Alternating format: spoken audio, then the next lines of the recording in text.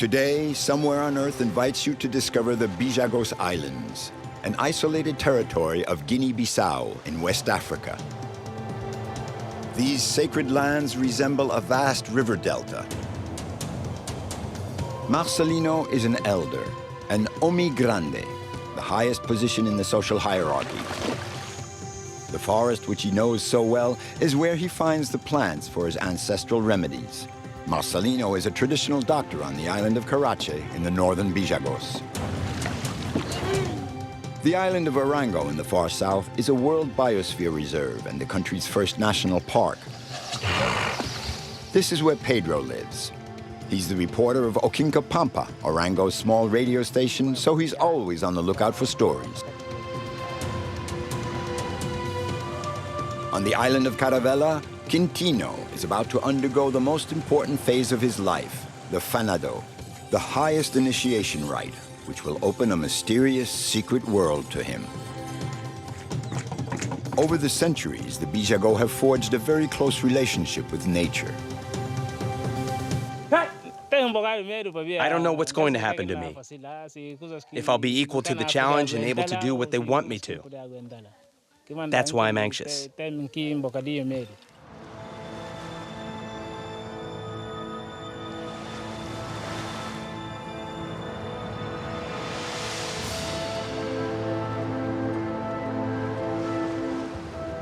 The Bijagos Islands are off in a backwater of time, isolated from the rest of the world. Just a few miles from the mainland, they form a labyrinth of sandbanks and mangrove swamps. And they have the strongest tides in Africa. These islands are inhabited by spirits. They form a mythical boundary between the land of Africa, the ocean, and the endless sky.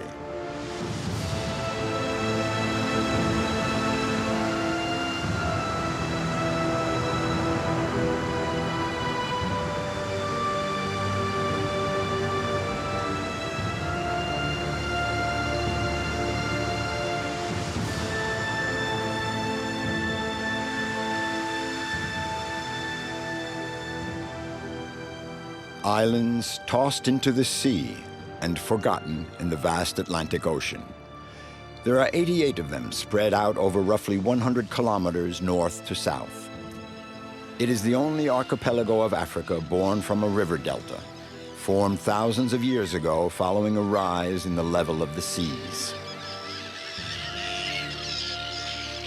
The early Portuguese navigators brought back tales of wild islands inhabited by indomitable warriors. The Bijagos people never submitted to the colonial authority. The villages are all inland, away from the sea, as if the inhabitants needed to protect themselves from unknown outside forces. And for centuries, this isolation has allowed these islands to remain unspoiled. Hello there. How's the family? How are you? Marcelino is a traditional healer in Empincha, a village on the island of Carache.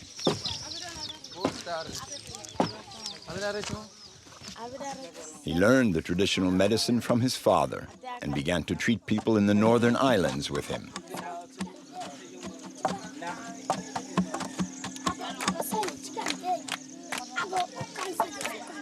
A few years ago, Marcelino received training in the fundamentals of modern Western medicine from foreign doctors. So how's the baby? Bebê, bom dia, boa tarde, boa noite. Kuma. Yo. Wow.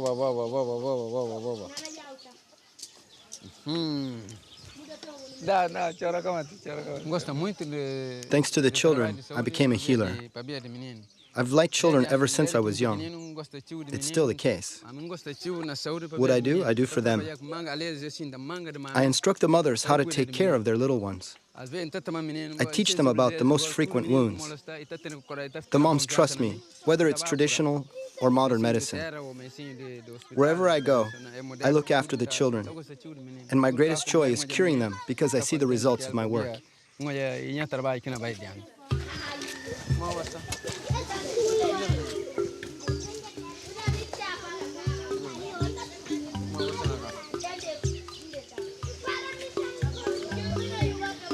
Bom dia, bom dia, bom dia, bom dia.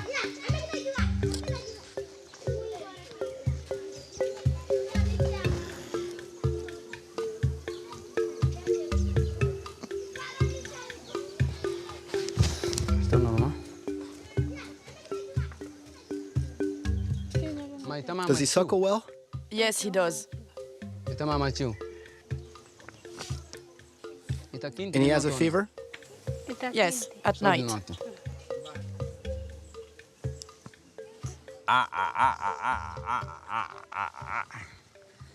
Oh, bebê. É bem tacata só fora. We're doing our best for the children to get a decent upbringing, so that they'll have a good head on their shoulders. This is what we're teaching them. When they're 7, they start to go out into the bush, to say hello to people, to know their manners. The children here learn by example. You learn by watching grown-ups. If I ever see children doing something wrong, I stop and scold them. I'll give them some guidance, and they listen to me, because they know that I'll be telling their parents about it. A child is not just his parents' child. He's also the child of the entire community. That's why we treat them all the same. We take care of all the children.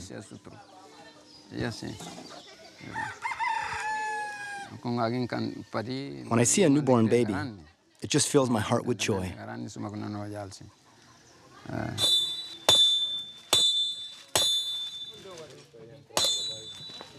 Marcelino, who's close to 60 years old, is an elder of his village, an Omi Grande. The younger generations have to submit to the decisions and demands of their elders. This is the principle of payment to the elders, who are the ones who guide the children's upbringing.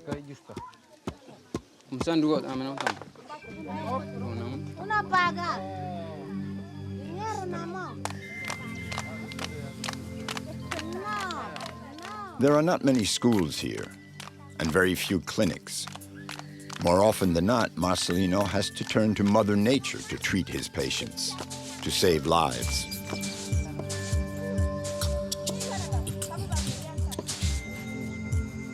The Bijagos elders are all the living memory and guardians of the community's secrets. In order to keep the traditions alive, Marcelino passes on his knowledge to the younger generation.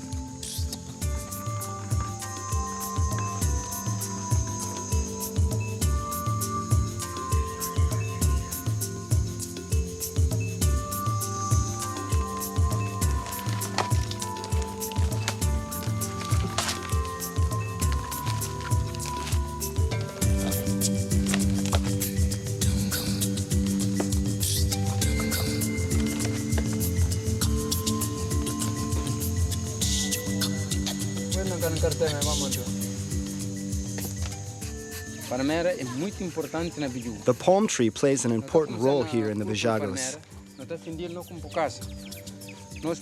We use the trunk to build our houses. We make palm wine with the sap. When the nuts ripen, we can make oil. We use the fronds to make string. These are the palm fronds we use to make brooms. And the ropes we use to climb the palm trees. We also make soap from the blossom. Every part of the tree is good. We can use everything in the palm tree.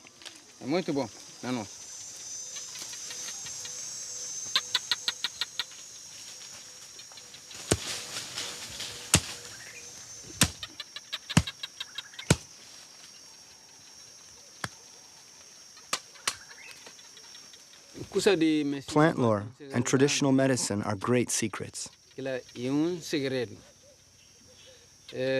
forest is like a pharmaceutical factory. If you're not a doctor, you're not allowed to learn the secret formulas. We don't transmit the mysteries of the plants to outsiders. If you don't live here on this land, we'll never show you anything.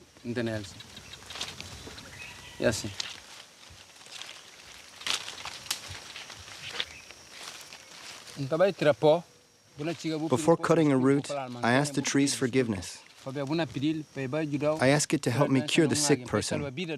You can't just come into the forest, take what you need, then turn around and leave.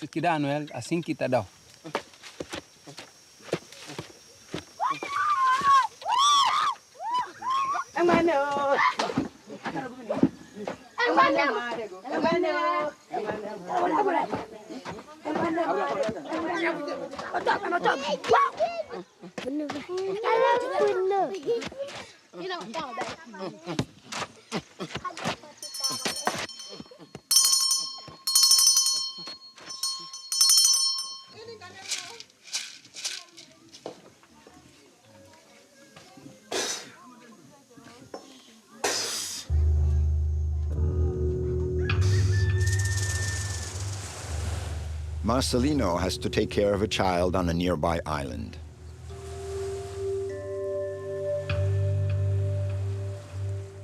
Before undertaking a voyage, he has to invoke the spirit so that he'll ensure a smooth journey and watch over his family during his absence.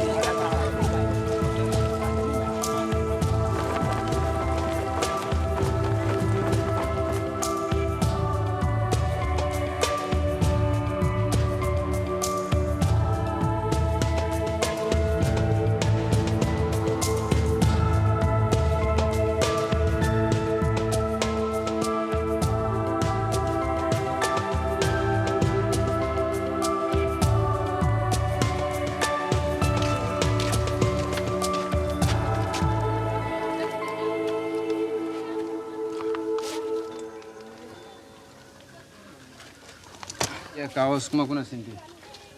Kuna asinti minjo? No. Ina ga do na amnango. Businti ustai minjo. Kaos kuna njenya ya nambo kadi. Yung menino He got hurt playing. They brought him to me 4 days ago. So I took care of him, and now I'm seeing him again. He tells me he's feeling better. This is what I use to treat him. It looks like he's doing better.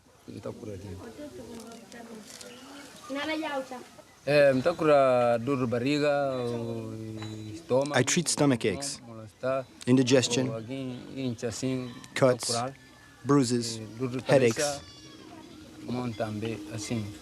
and snake bites. I take care of all of that. Yes, even snake bites.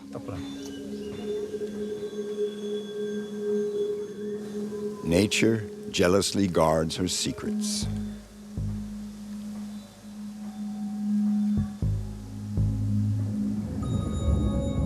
There are a number of sacred sites on the islands. They are the realm of Iran, the spirit of the islands. Tradition is the bond that ensures the social cohesions of the Bijagos people, and only they hold the key to it.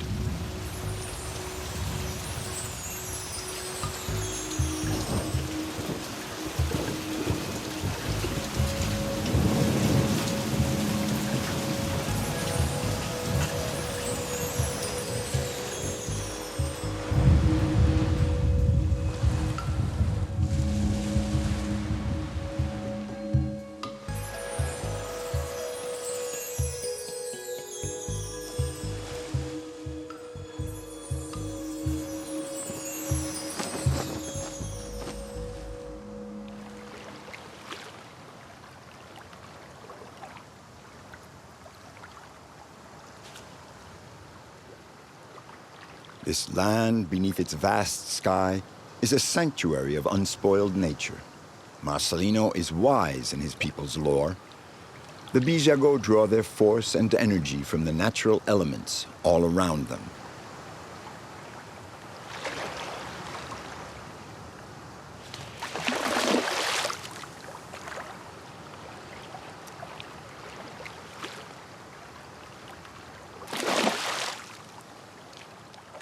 The first thing my father taught me was how to observe the fish, how to study the water. If it's windy, the sea gets stirred up, and you can't see anything. But if the water is clear, you can see the fish a few meters in front of you.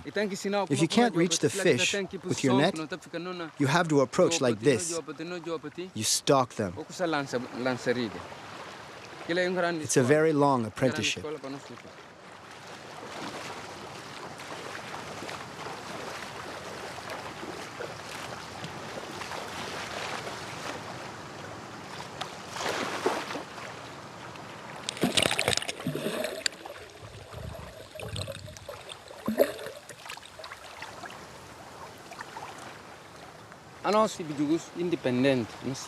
We, here in the Bijagos, we remain pure and independent all our lives. We are poor, but our land is generous. It is our riches. The Bijagos are very remote. We're a free people. Not many people can say that, and it's a privilege to live here. We have enough to eat here. We are as pure as the seawater is clear. That's the Bijagos. That's our riches.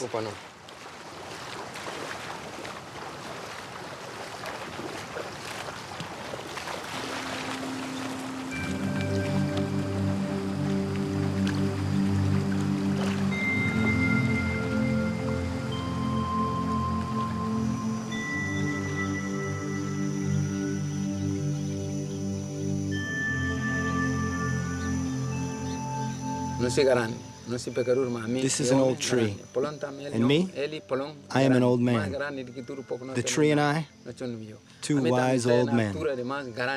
It's the biggest tree of the Bijagos, and I'm one of the oldest men around here. Yes, that's how it is.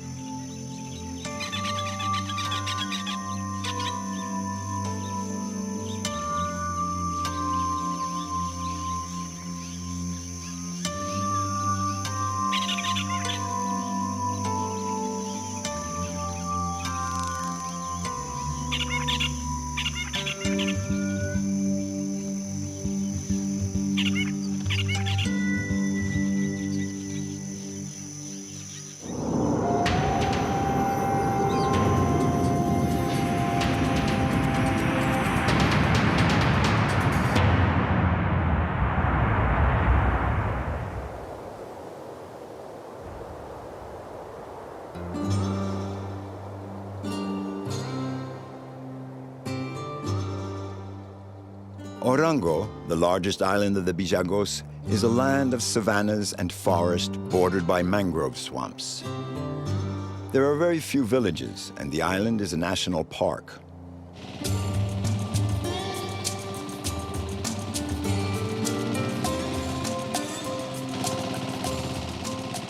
Everyone on Orango knows Pedro, a generous man always ready to help out the community with his two-wheel tractor.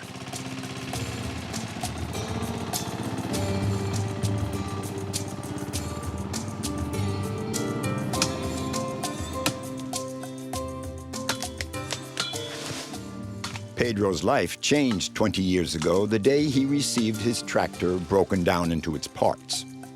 His brother, who had emigrated to Portugal, managed to dig up this great bargain for him.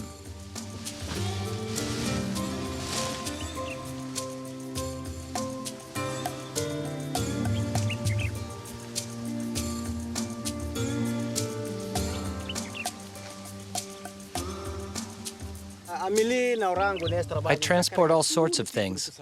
Soil, bunches of palm fruit too. But not only that, I also carry coconuts, peanuts, wood. anything that's heavy. I do it to help the community. Anything people need, I'll carry it. I even transport people.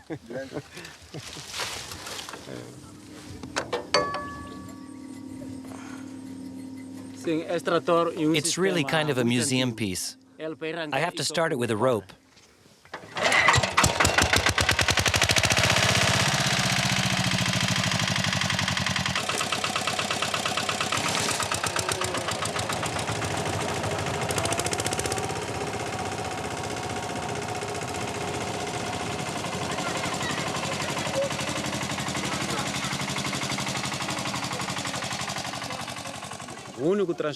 The villagers on Bubak and Uno, the neighboring islands, also want me to come and help, but I don't want to take my tractor to other islands. I'm here to help the community of Orango, because there's no other means of transportation here.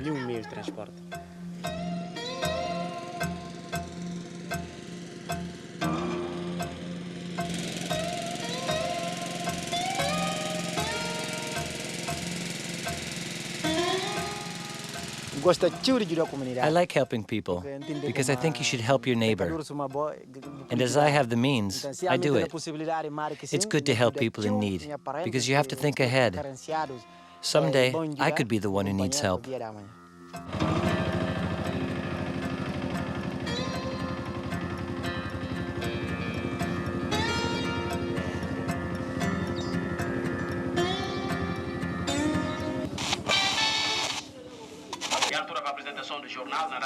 A few months ago, an incredible project saw the light of day on Orango, a community radio station. Pedro is one of the volunteer reporters of Radio Okinka Pampa.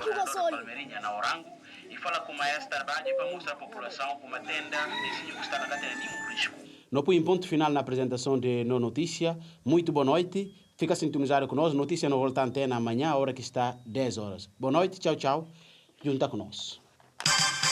A Rádio Okinka Pampa. The radio station creates a bond between all Orango's inhabitants. The single daily program deals mainly with questions of public health and the environment. In just a few months, Pedro has become a story collector, and thanks to his work as a radio reporter, he has been discovering new facets of his country every day.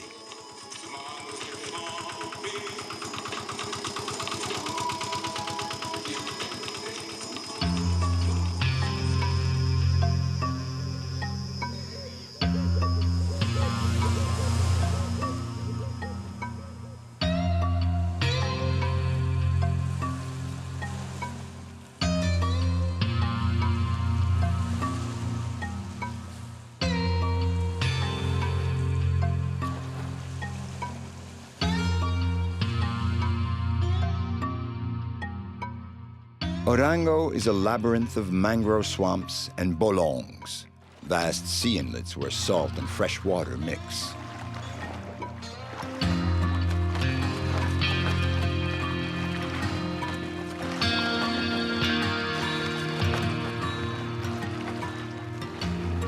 This morning, Pedro is off on an assignment with Joao, a ranger of the Orango National Park. They're headed for the southern tip of the island to a marshy zone very difficult to reach. There, they hope to find the emblematic animal thanks to which the Bijagos was declared a World Biosphere Reserve.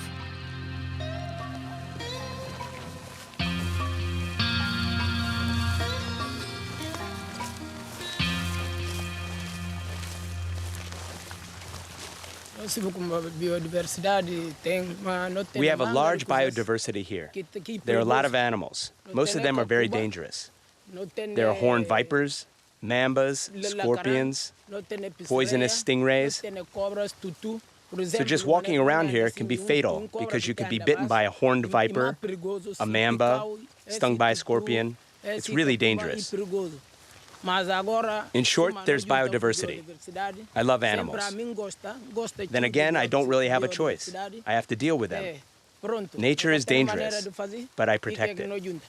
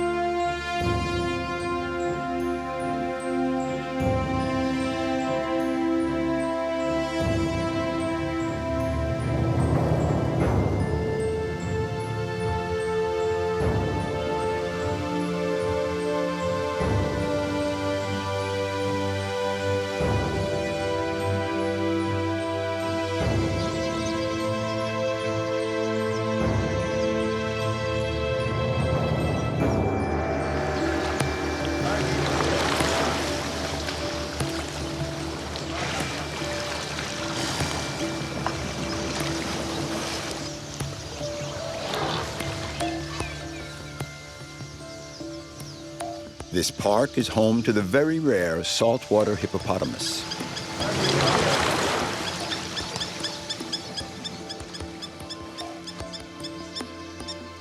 Over thousands of years, the river delta has become an archipelago, and these hippopotamus have gradually adapted and become acclimated to seawater, where they take refuge when the freshwater lagoons dry up. Do you know how many hippos there are in the national park? It's hard to say exactly. Some are still in the mangrove swamps. Others head for the rivers of Orango. But in the lagoon, here, there's probably around 40 at most. And tell me, Joao, how can you tell the difference between the male and the female? It's easy to tell. The male is always bigger. His head is bigger, and his maw is longer. And he has a hump on his back. The female has a flat back.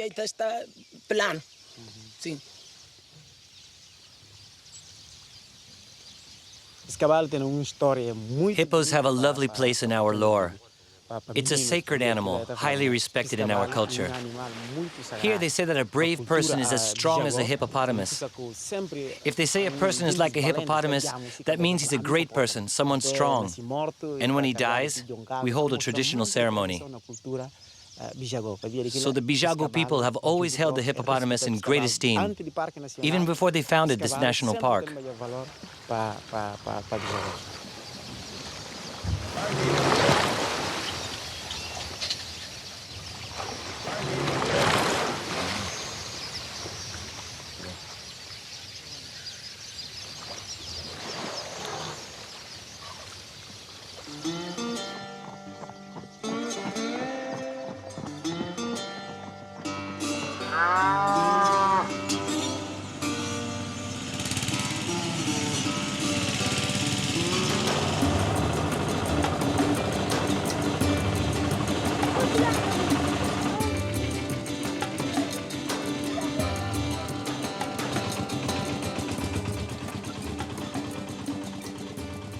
This morning, the little port of Orango is bustling with activity. Once a week, a pirogue comes in from the mainland. Pedro carries on with his reporting for the radio and is off to Palau, the southernmost island. It's a very isolated island. There's no drinking water, and there's nothing to eat. All the products come from here, from Bissau, or from Bubak, the main island. We mustn't forget about the people living out there.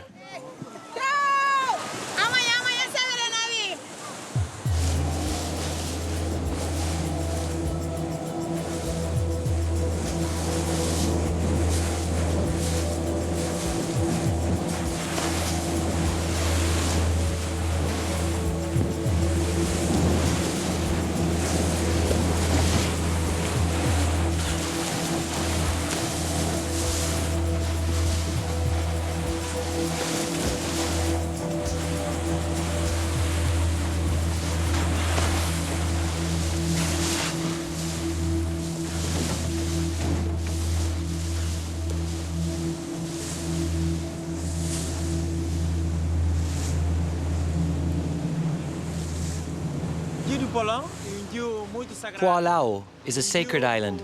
The Bijago people discovered it a long time ago. It's quite sacred for all of us. It's a magnificent island, and we protect it.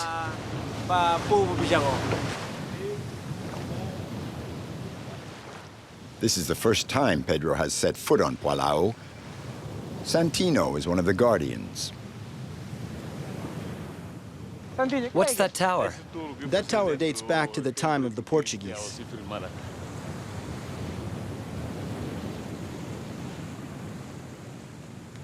On the tip of the island, there are a few rusty remains from the time when Palau was an important sea mark for navigators. For a long time, Palau marked the sea route of the Portuguese colonial forces. It is the furthest point south of the archipelago. Lapped by the waves of the Atlantic Ocean, it is the last land before Brazil.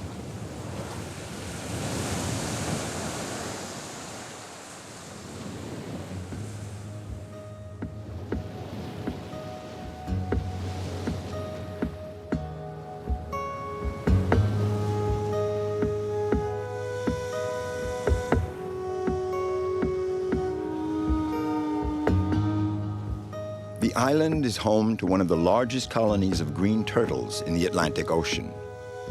4 months of the year, the females of these creatures, straight out of another age, climb up onto the beach where they were born to lay their eggs. Is it easy to live on such an isolated island? What does it feel like when you're out here? Well, it's like that here. You can't get away whenever you want to. You're stuck. I'm not here by chance, and I'm not here on vacation. When I'm on Pualo, it's to work, and my job is to protect our riches, the nature all around.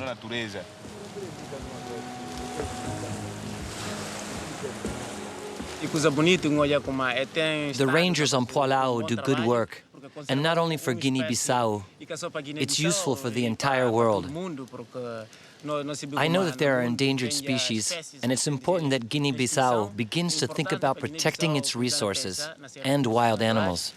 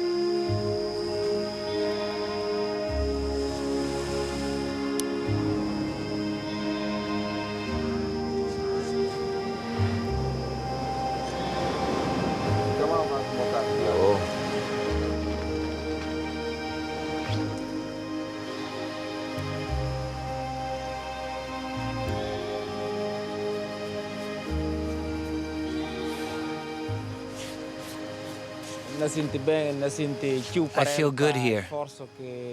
I would like to be able to help this turtle. When I see the effort she has to put out to get back to the sea, it's incredible. It's tiring for her. If I could, I would carry her right to the water. It's so hard for her to get back to the sea.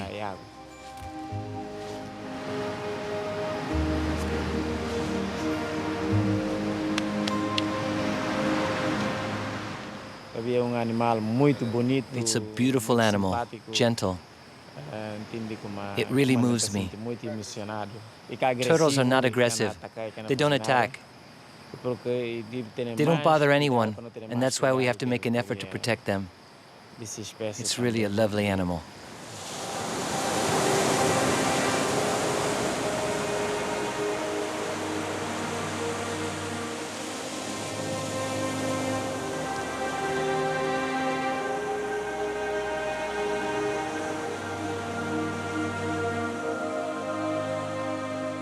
The deserted beach still bears the mysterious tracks of the fascinating life cycle of sea turtles. At dawn, Pedro is witness to the fragile equilibrium of this wild land imbued with the spirit of the Bijagos.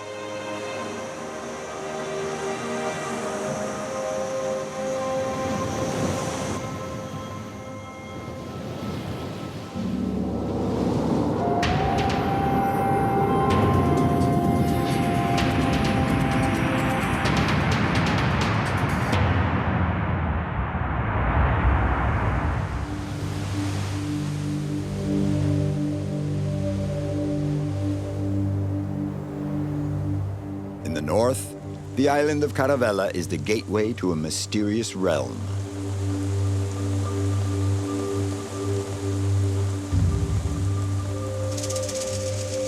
Quintino is a cabaro. In the traditional society, it's the free and carefree age.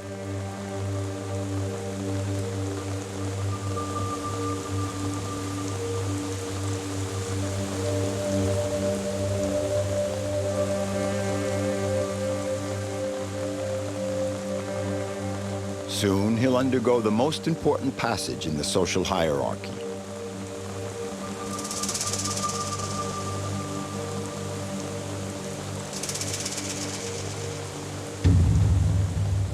Quintino, 30 years old now, has reached the age of maturity. He's preparing for the final initiation ceremony, the fanado. This ritual takes place in the forest. Based on suffering, endurance, and deprivation, this much-feared ordeal lasts several months. Once he has passed the fanado, Quintino will be a kamabi, a respected man capable of helping the community and protecting his family. Quintino has 4 children. Soon, he'll have to leave them for several months' exile in the sacred forest. The fanado is a long voyage on the path blazed by the spirits.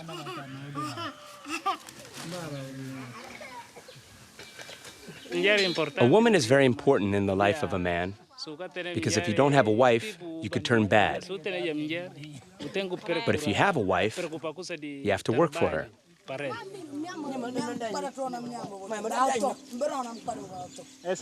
This is my wife, Safi. We've been married a long time. I love her very much. I work for her. I go fishing. I go into the forest. I work in the fields.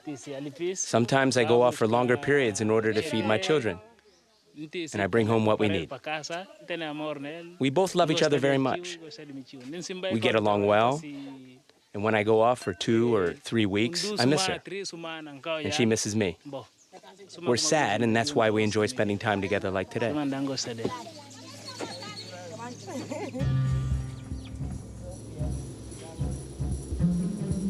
The fanado is approaching, but before that, Quintino has to take care of the coming harvest.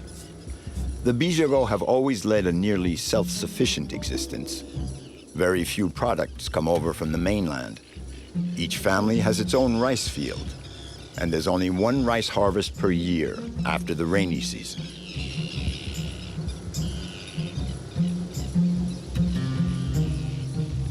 In a few days, the rice will be ripe.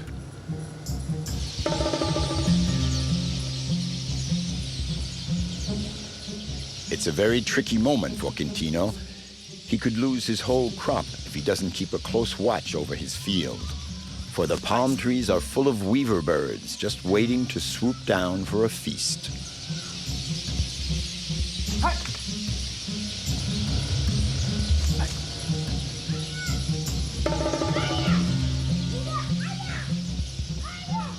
Right from the age of 7, the children learn how to protect the rice fields. It's the staple food of the Bijagos. We come out every day. We get up at 6 in the morning, before the birds get here, and the next day we do it again. That's how it goes every day until the rice is ripe, like this rice right here.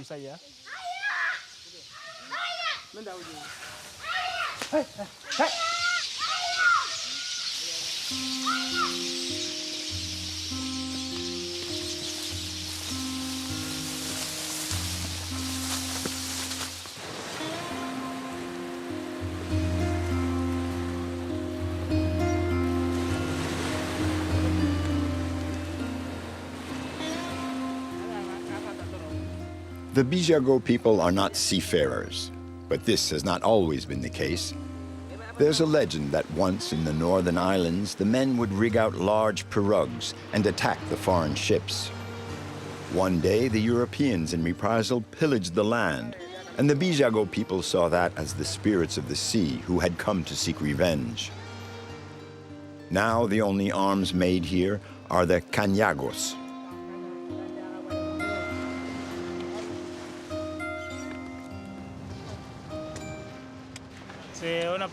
We make the cañago with materials we find out in nature. It's the traditional tool of all the Bijagos. We make it with what we get from the forest, like this rope. The elders show us how to make a cañago. It's the first thing they teach you when you're little. It's indispensable for catching fish for food.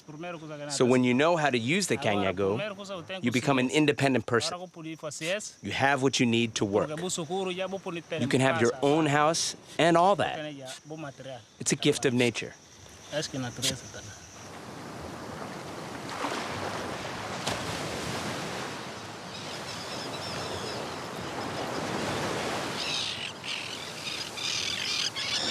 The waters are full of fish here, all sorts of fish. Nature is generous. There are shark, stingray, they're very poisonous, sea bream, barracuda. But the fish we're the most afraid of are the rays. If you get stung, it's very painful, and you suffer for weeks.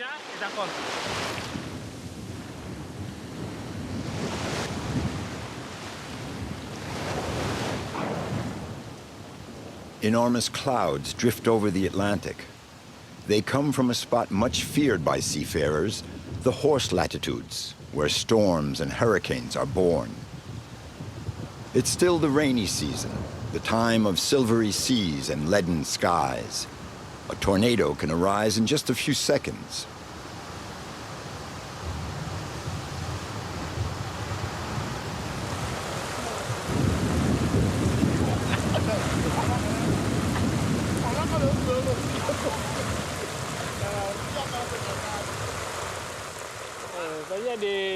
I don't like thunder and storms, but I don't have any choice.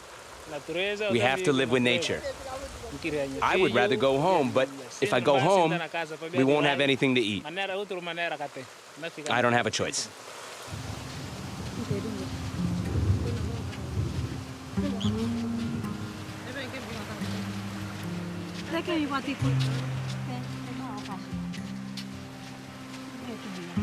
In this part of the world, the heat rises up out of the earth like an invisible wave.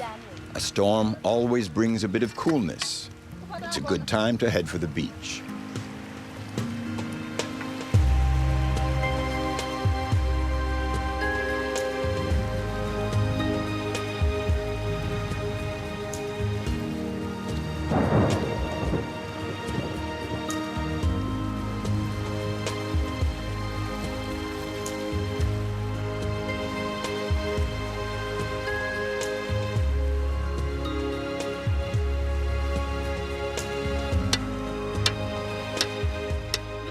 Quintino's wife, Safi, has come to gather what has been exposed by low tide. The women are just as active in the quest for food as the men. I grew up observing my elders. Now with Quintino, we have our own children. And I can't let them go hungry and cry. We grow rice, and when there's not enough, I go fishing. I know that in other parts of the world, people have an easier life, but I'm happy with the life I lead. It allows me to take care of my children and bring them up to adulthood.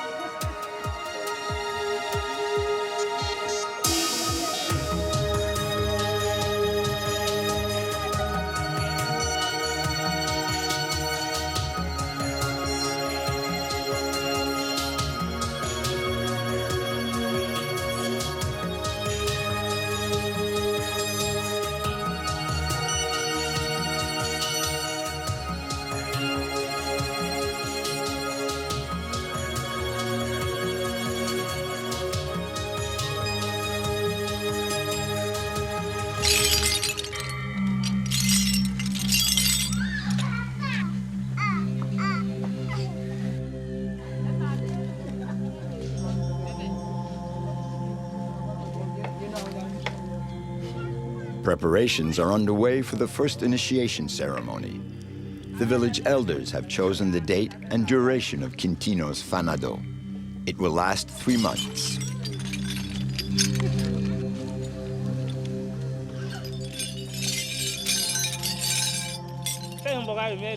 I'm afraid because I don't know if I'll be able to do what they want me to do. That's why I'm anxious.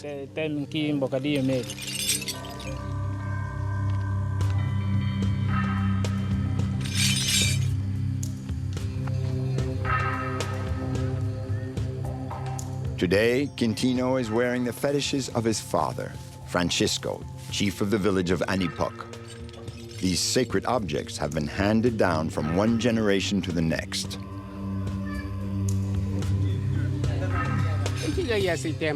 His time has come. Right from his early childhood, he has been passing the different stages of initiation.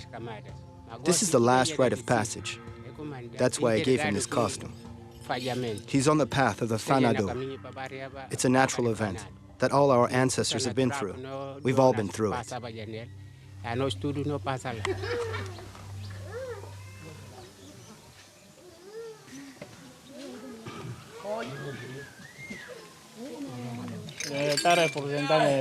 This costume symbolizes the force of nature. When you put it on, it gives you strength and courage. It's like these horns I'm wearing for the ceremony. When you're wearing them, you're a different person. It's as if some force enters you. You become strong and wild. Something like a bull.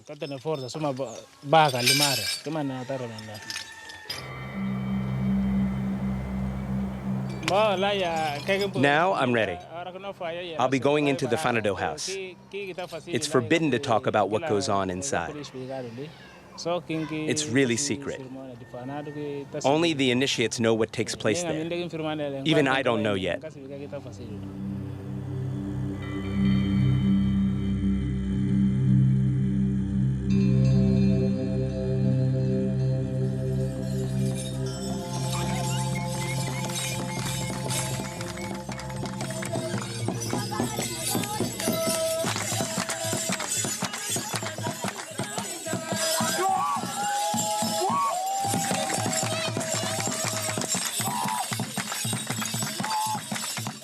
This is a great day.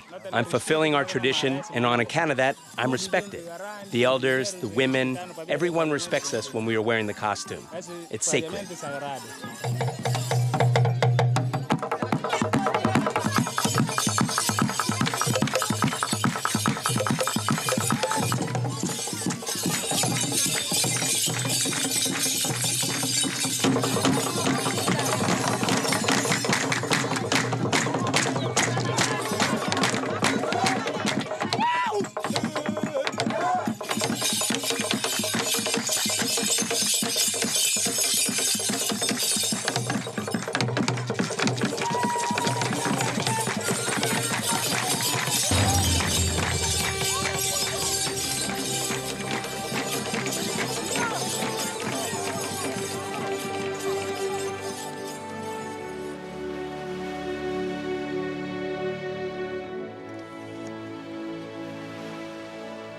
Quintino will come out of his initiation ordeal a different man.